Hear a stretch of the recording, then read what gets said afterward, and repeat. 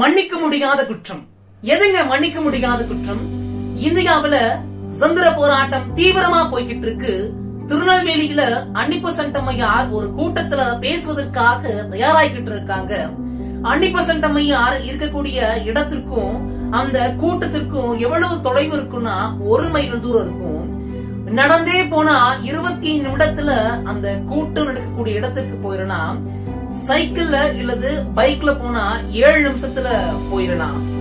மணி 7:35 ஆச்சு. ஆனா இதுவரைக்கும் அன்னிபசன்டம்மையார அழைச்சிட்டு போக யாருமே அந்த கூட்டத்துல இருந்து வரல. நேரம் ஆகிக்கிட்டே இருக்கு. திடீர்னு விசாரிச்சுக்கிட்ட அன்னிபசன்டம்மையார் விறுவிறுன்னு நடக்க ஆரம்பிச்சுட்டாங்க.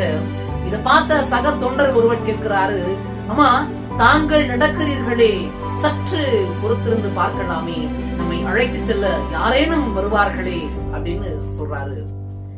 இதை கேட்ட அன்னிபசன்டம்மையார் இப்படி பதில் சொல்றாரு, நான் வண்டி வரும் வரை காத்திருக்க விரும்பவில்லை. நான் கூட்டத்திற்கு தாமதமாக போவது மன்னிக்க முடியாத குற்றமாகும்.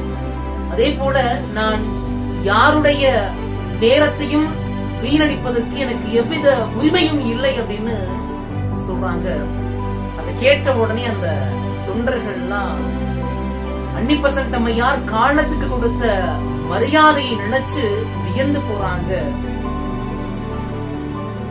காலத்தை வீணடிப்பவர்கள் மன்னிக்க முடியாதவர்களாகிறார்கள். நன்றி. வாழ்க.